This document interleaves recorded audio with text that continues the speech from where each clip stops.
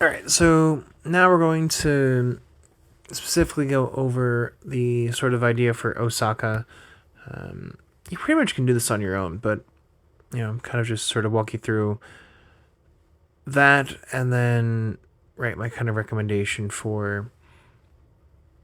So Osaka is like not bad.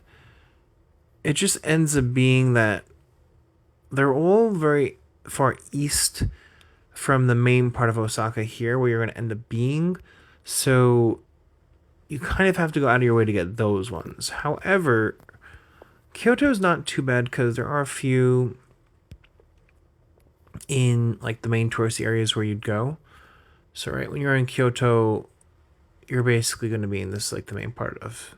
So you basically have like Ginkakuji. That's like, one famous thing. So you have like two here, and then you have another two, and then you have like one out here, and then you have like one there, and then Uji, like Fushiminari is obviously a pretty famous spot.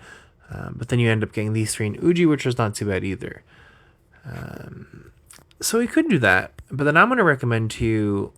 So I had done a homestay in Mishima, which is closer to Mount Fuji. So it's specifically Shizuoka. So you have other ones in Shizuoka near like Hamamatsu, and then Shizuoka itself. But they're kind of like, you wouldn't like necessarily go there. But if you go to Mishima, it positions you very nicely because you're very close to Mount Fuji, so you can easily go up and get to like Mount Fuji kind of stuff. You can do a day trip to Hakone. As you're here, you can also go to like this like seaside town of Atami. If you go further south into like the Izu Peninsula, you get to Ito, and then you get closer to the. You get to kind of this cool coast that's old volcanic rock, and it's like really cool. You get some nice cliffs and stuff like that.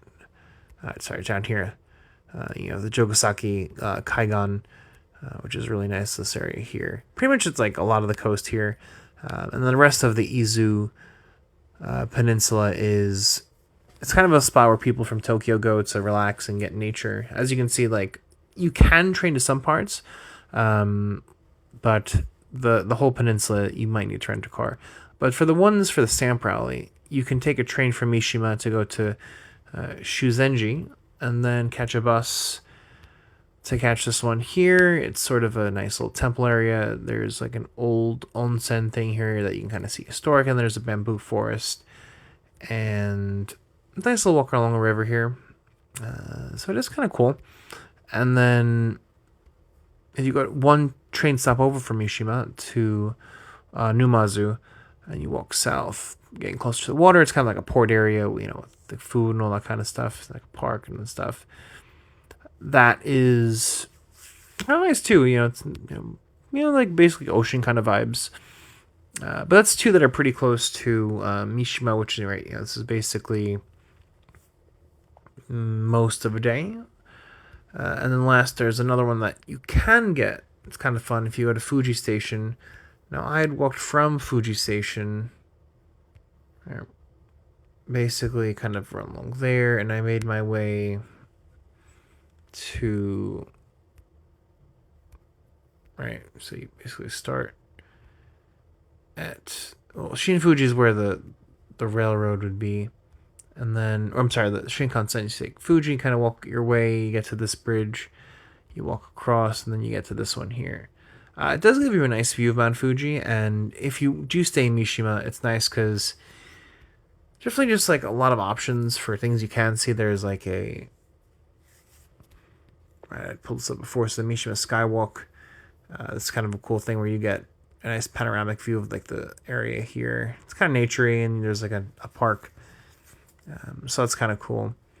Definitely a lot of options. It's a little advanced because you'd have to specifically kind of know what's going on and be able to navigate the trains and getting around Japan. But as you can see, it's basically out of Tokyo, and you're basically in this area. You can stop here and sort of get a little more of like a Japan experience, that's not as touristy before you continue going to Kyoto, over here, and then like Osaka over here, or if you get as far as east as Kobe.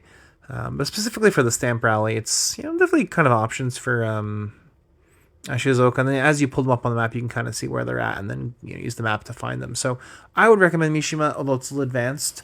And then basically we went over Osaka and the Kyoto ones for if you come do some sightseeing.